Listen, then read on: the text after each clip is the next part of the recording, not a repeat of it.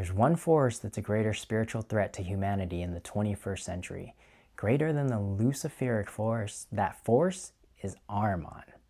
While Lucifer, the bringer of light, gave man his consciousness and seeks to lift humanity from earthly life into purely spiritual realms, Ahriman is solely materialistic and completely devoid of spirituality. And in fact, Ahriman wants us to forget our spiritual origins and chain a legion of souls to the earth. He basically seeks to make humanity into sub-sensible beings, which would divert Earth's natural evolution. And according to Rudolf Steiner, Lucifer incarnated in China in the 3rd millennium before Christ, and Ahriman will come after and incarnate in the West. And it's a moment in history that we must not sleep through. Because as Ahriman seeks to incarnate in the West, he's actually already been preparing the way for centuries. And indeed, it's inevitable that Ahriman incarnates. But the point in fact is this, that it's not our task to try and stop it, right? But we have to gain a clear understanding of what Ahriman's incarnation means, because it's something that's intimately tied to our earthly destiny on the material plane. Ahriman's incarnation will be the epitome of the kind of understanding that the material plane can give to us. But taken to the extreme, this would lead to us believing only in the material plane. And that's where we would go wrong. Taken too far, we would lose our spiritual link to the cosmos and be forever chained to the earth, which would not be the natural evolution that was envisioned for us by the great cosmic order. And also, according to Rudolf Steiner, we must be clear on what Ahriman's incarnation brings to us and what a healthy relationship to it must be. Rudolf Steiner gives us the all-powerful method on how to guard against Ahrimanic influences on the one hand and Luciferic ones on the other, because it's a balance. And what the religions and dogmas of our times have been telling us is that there's a duality, good versus evil. However, there's in fact a trinity, and that's one of the reasons why our religions have been failing us.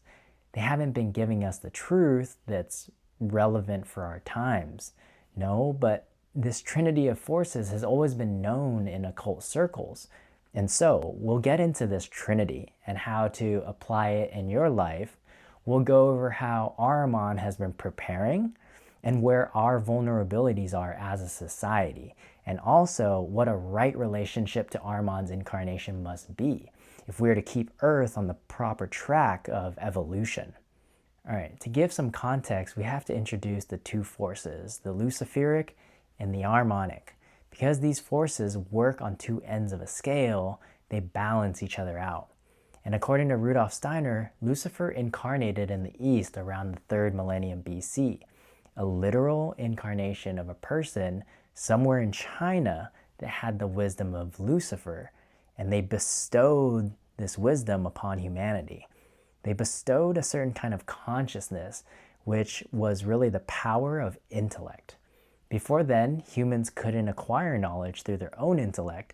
It had to be imparted upon them from above, which is why there were priest kings, who were basically humanity's source of anything divine. But the Luciferic force allowed this individual to bypass the priest kings and gain their own discernment and knowledge through the use of the intellect. And that's one of the meanings of the snake in the Garden of Eden who tempted Eve to eat from the tree of knowledge. After they ate from that tree, they were able to gain knowledge through their own faculty, thus becoming godly. And then you know from the Western calendar that the years BC relates to before Christ. The midpoint between BC and AD is literally when Christ incarnated in Jesus of Nazareth. And it's not by coincidence that our whole Western calendar is based on the Christ event, which marks the midpoint. And now we're in the 3rd millennium AD. In the 3rd millennium, 2,000 to 3,000 years after the Christ event, another incarnation is supposed to happen. And that incarnation is the Ahriman incarnation. And Ahriman will also bestow something upon humanity. But this will have to be understood in the right way, or else it will divert Earth from its natural evolution. The Luciferic force works to lift humanity into purely spiritual heights, but without man's consciousness. Think of a mystic in a trance, not aware of himself, but in a totally spiritual rapture. It's like being spiritual but not having your free will. And that's what the Luciferic forces do. But Ahriman works in the opposite way. Ahriman wants man to be completely devoid of spirituality. He wants man to reject any spiritual longing so that man won't embark on the sojourn of his soul after physical death. The Ahrimanic forces seek to have man reject the spiritual world and remain chained to the earth, to physical matter after death. This is, of course, unnatural, and it goes against the cosmic order of evolution. And we can see today how many people are already succumbing to this tragedy. I mean, how many people do you know today that outright reject anything spiritual and only believe in what materialism and science can prove with the physical senses, right? So the incarnation of Ahriman has in fact been in preparation for a long time. And he waits for the perfect time to incarnate so that he'll be able to sway the most amount of people as possible. But with this great threat looming also comes an opportunity for us. The sages of the past foresaw this coming, this incarnation. They imparted this knowledge in the form of spiritual science. And what spiritual science teaches us is this. There's no point in trying to divert the incarnation of Ahriman because it will happen. The important thing that we must do is know the signs of Ahriman and to see it for what it is, because it's part of our earthly schooling to get the knowledge that the Ahriman incarnation will give us. But we must be conscious of what's happening and not lose our bearings because of this knowledge, right? So what are the signs of Ahriman? Well, Ahriman wants us to believe in a mechanical cosmos, devoid of any spiritual content, like the cosmos is a big machine. This belief will separate us from our divine connection with all the beings of the spiritual hierarchies so that we'd forget how we're supposed to evolve with the beings that surround us daily and how we're actually guided along the way by all these hierarchy of beings. For example, an angel has the role of guiding a single human in the earthly life, while an archangel guides whole groups or nations of humans, or how the beings above the archangels, the archai, are responsible for guiding the times of a whole epoch of humans. Every hierarchy helps each other, like bigger brothers and sisters, and we're all supposed to evolve together. But if we think the cosmos is a big machine, then we reject our spiritual link to these hierarchies, right? So the second sign that would benefit Ahriman is that we put material welfare above everything else. Because when we do so, we neglect the most important aspect of ourselves, the soul spiritual aspect. And once we neglect the soul spiritual aspect, it's checkmate, because Ahriman's ultimate goal is to chain us to physical earth after death. But we're not supposed to be stuck on physical earth after our death. After our death, our souls are supposed to go on a journey where we evolve into our next spiritual state along with the earth's spiritual body. So the earth will leave the physical body as well. The minerals and physical matter is just like the medium for us to go through the schooling of the material plane. But Ahriman wants us to chain our souls to this dead matter. And he can do this. He can tear our souls away from spiritual evolution. And he can do this the easiest if at our physical death, we have zero spiritual conceptions, if we don't know anything spiritual. And we see this all around us. Our society is one that basically worships money at the cost of everything else.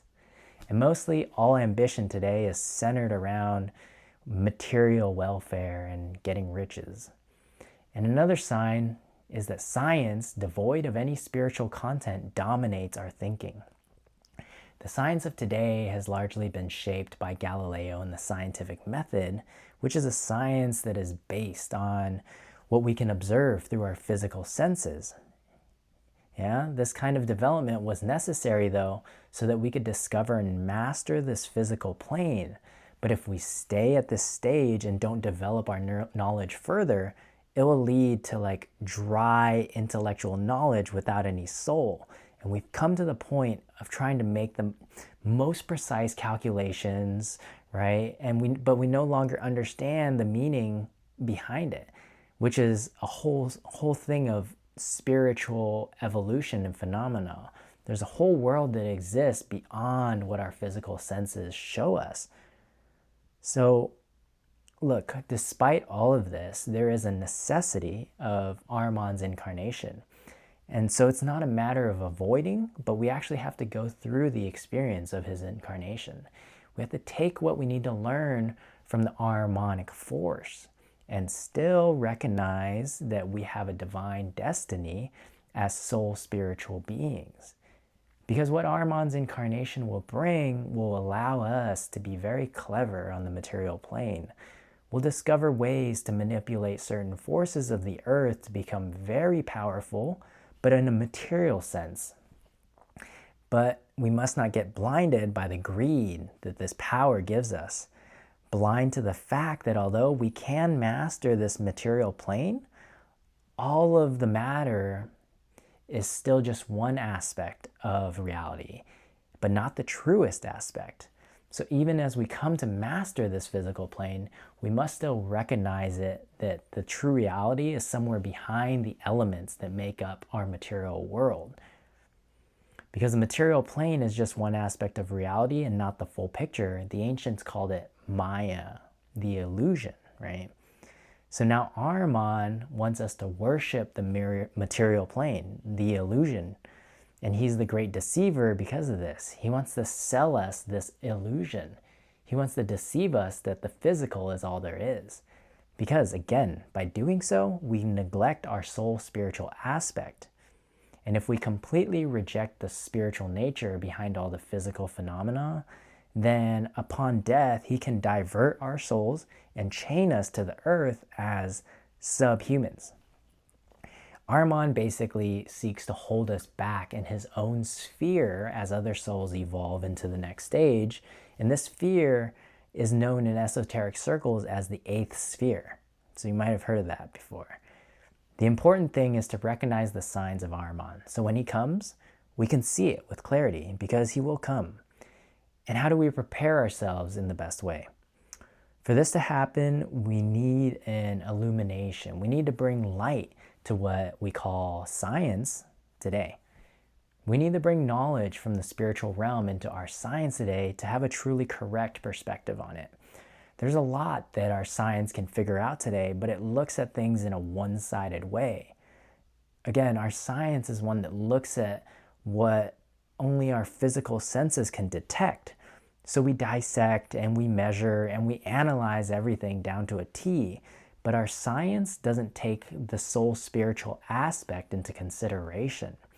And this is the most important part because it's exactly what will give the full picture of the nature of the world and of man. For example, our body is made up of minerals and matter. How is it that there's life behind all of this? The minerals themselves, the water, the salt, the protein, all these minerals are inorganic material. So what actually gives the material life? Our science will attribute it to the blood but that's because materialistic thought can't see the etheric body. We have a bioenergetic field that is constantly keeping the minerals of our bodies intact and alive. If our etheric bodies were gone, our physical bodies would deteriorate, which is exactly what happens after death. The etheric body leaves the physical body, so we start to decompose. Our body starts to decompose. But since science can't measure and analyze the etheric body with our tools today, it says there's no evidence of an etheric body. So that's what I mean. We need to bring a spiritual conception into our natural sciences if we're to develop it further into the future. And science is not the only pillar that needs rescuing. Religions have failed us up until today. Look at the organized religions of today and see how little soul and enthusiasm they have.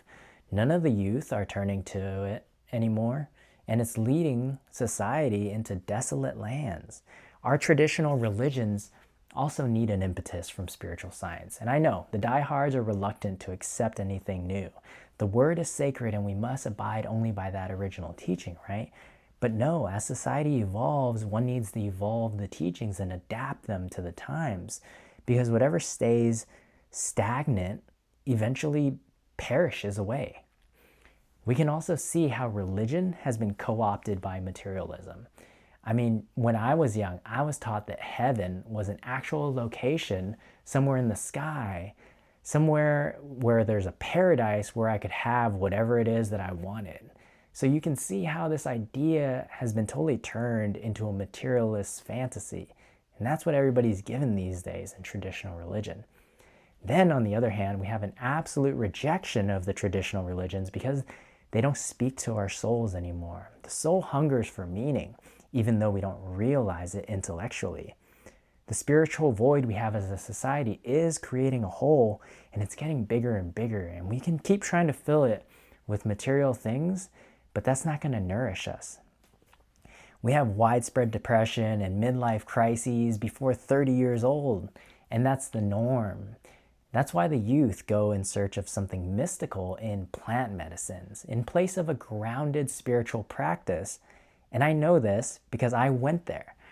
We're using these substances to artificially lift us out of our physical bodies. And yes, in a sense, the experience is insightful and even spiritual, but it's not controlled, and it's actually distorting our spiritual powers. And this actually is a Luciferic force that tries to lift us up out of ourselves by hallucinations. Lucifer and his legion are spiritual, but have no free will, right? So they envy us for having free will and basically work to divert us from it. So on the one hand, you have Ahriman, who seeks to chain humans down to earth by keeping us completely devoid of anything spiritual. And then on the other hand, you have Lucifer, who seeks to lift humans up out of ourselves and have us function as automatically spiritual beings devoid of free will. Here you have that duality I was talking about, but you can never really balance a duality of forces because they sort of teeter from one side into the other. That's why the religions that preach good versus evil, the duality, aren't giving you the full picture. In order to truly balance forces, you need a trinity. You need a trinity, and the Trinity of Forces is Ahriman, Lucifer, and Christ. The Christ impulse is the middle ground between the two. See, you have Ahriman on the one hand that is intellectual but dry and devoid of any spirit. And then you have Lucifer, which is all about experiencing the spiritual but without the awareness of oneself. So kind of like a spiritual automaton. And in order to balance Luciferic forces, you must look objectively at everything within yourself. You have to apply a dry, harmonic lens to your inner state. Because as we are too subjective with ourselves. We're constantly just jerked around with like random waves of our emotions and thoughts. So the point is to look at oneself like you were looking at a boring object. And that will give you the clear-mindedness to balance Luciferic influences. With harmonic influences, we have to be way more subjective with everything external. We must bring a new kind of enthusiasm to everything that seems outwardly plain and simple. Okay, so we know that this external world is illusion, it's Maya, but in spite of that, if we can bring a fiery interest to it, which is a Luciferic tendency, then we can wrest it away from harmonic influences. But in order to fully balance out this duality, again, we have to look to the Christ impulse. The Christ impulse is hard to describe, but it's something we have to get an inner feeling with if we're to save ourselves in this epoch. Because you see, physical Earth has passed its peak and it's on a descending trajectory. Global warming and pollution are evidence of this. The Earth will perish, and us along with it, unless we're able to find our way back up to spirit. And that's exactly what Christ offers us. Christ showed us that we can transcend the physical plane through the Spirit when he was crucified and resurrected. Not only was this deed done on the physical plane, but by spilling his blood, he merged with the aura of the earth. He permeated the etheric plane of the earth. And by doing so, he could remain on earth in the etheric plane so that we can find him once again. Christ said, "I'm with you until the end of earth's days," not just in spirit, but literally dwelling among us. And it's up to us to find him because he gives the opportunity openly to all. See, before the Christ event, Michael brought the Yahweh influence to human beings. And they spoke to humans through Michael's countenance, but humans could only receive it through unconscious revelation, sort of a hazy clairvoyance. But after the Christ event, Michael comes and he brings the Christ influence to humanity. But we can no longer reach divine beings through unconscious revelations because we are now in our development of consciousness. And basically, if we're conscious, we have freedom. We're the epoch of freedom. Therefore, we have the freedom to choose to receive the revelation or not to receive it. And that's choice. That's free will choice. And that's why there's a spiritual impetus in the times. That's why Christ said, ask and it will be given, seek and you will find, knock and the door will be open to you. We have to come to this sense more and more and realize what's behind the material plane. And we have to do so out of our own consciousness, out of the freedom to choose. And spiritual science gives us a breadth of content to fill ourselves with truths that can bring us closer and closer to this. Now, I want to expand more on the Christ impulse and how it's brought through by Archangel Michael. But for this, I think I'll do another video. The important thing in terms of Ahriman is that we should see the signs, okay? So just one more time. He wants us to think of the cosmos as a mechanical contraption devoid of spiritual content.